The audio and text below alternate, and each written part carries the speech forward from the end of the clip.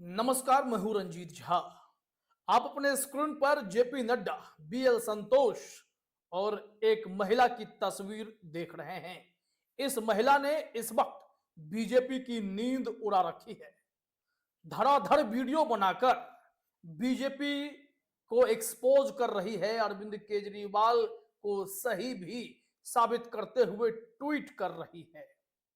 वो भी तब जब इस वक्त हरियाणा भाजपा के प्रदेश अध्यक्ष पर रेप के गंभीर चार्जेस लगे हैं, एफआईआर दर्ज हुए हैं। आप जानते हैं यह रिपोर्ट कितनी दिलचस्प हो सकती है कि इस महिला ने भारतीय जनता पार्टी में महिलाओं की क्या अहमियत है उसे एक्सपोज करने का प्रयास किया है।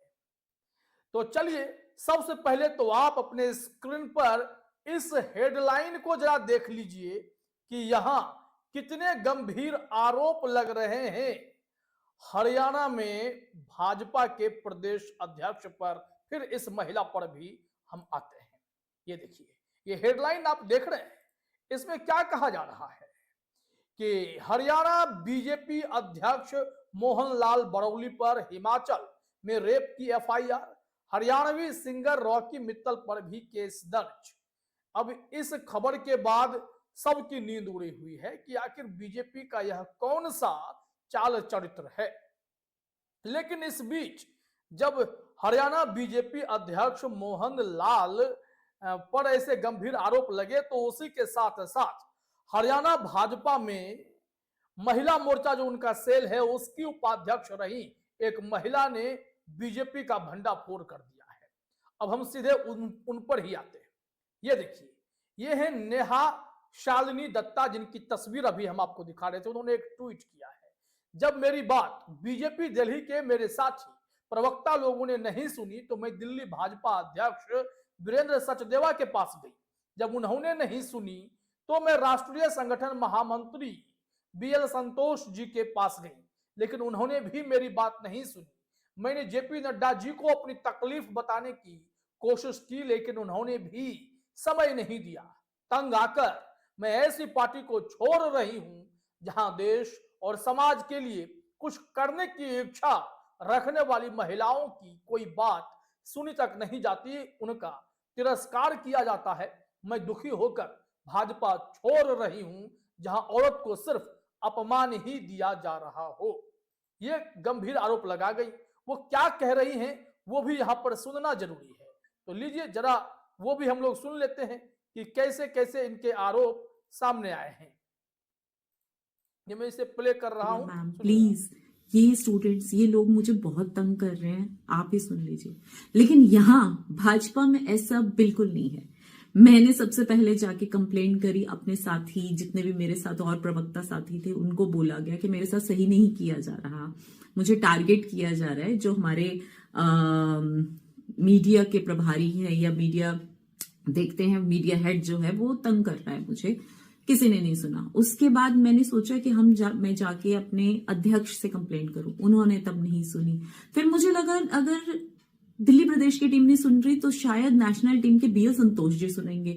मैं उनके पास भी गई तो उनका एक ही बात थी, ना ना ना ना ना ना, मैं कुछ नहीं सुनेगा, जाके दिल्ली की टीम को ही कहो। अरे दिल्ली की टीम को ही कहना होता तो आपके पास आने की क्या जरूरत थी? स्टूडेंट बहुत दुखी होता है, तंग किया होता है सबने, तो ही जाके वो टीचर को कहता है। टीचर भी नहीं सुनती तो वो प्रिंसिपल के पास आता है, और प्रिंसिपल भी अगर ना सुने तो कोई कहां जाए? बताइए मुझे, वो स्टूडेंट कहां जाए?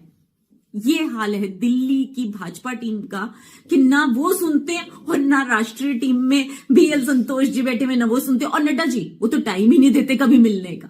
तो यहां ना स्टूडेंट की टीचर सुनते हैं, ना प्रिंसिपल सुनता है, ना कोई सुनता है, न डीन सुनता है, कोई सुनता ही नहीं है, कोई सुनवाई ही नहीं है महिलाओं की। बस तो आपने सुना, आप इनकी प्रोफाइल को जरा देख लीजिए। मैं इनके प्रोफाइल पे जा रहा हूं।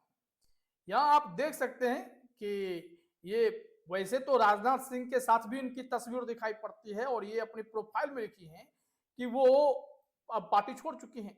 Farmer BJP Haryana Mahila Morcha vice president, former spokes person BJP Delhi state, Beti Bachao convener BJP Delhi, Neha foundation, हर हर महादेव, आरएसएस, सब कुछ लिखी हुई है। लेकिन इनके साथ समस्या क्या हुई कि इनकी अब कोई सुन नहीं रहा, इन पर कार्रवाई हो रही है। इन पर पहले भी कार्रवाई हुई, तब भी उन्होंने भड़ास निकाली थी। इन्हें प्रवक्ता पद से जब हटाया गया था 2023 में भी ऐसी खबरें सामने आई थी, वो भी हम आपको बताते हैं, लेकिन इनके कुछ लेटेस्ट खबरों को देखना जरूरी है। अब ये जो लड़कियों से आग्रह कर रही हैं, वो थोड़ा सा आप ध्यान सुन लीजिए कि वो कह रही हैं कि दिल्ली की सभी महिलाओं, लड़कियों से आग्रह है, जो भी पार्टी आपको दिखाए सम्मान, लेकिन सम्मान आपको दिखे नहीं तो उसे वोट मत दीजिए, क्योंकि ये बरसाती कीड़ा होते हैं, चुनाव में आते हैं, झूठे वादे करते हैं, फिर वही हरकतें करते हैं। अब क्या है इसमें, जरा सुन लेते हैं क्या कह रही हैं ये।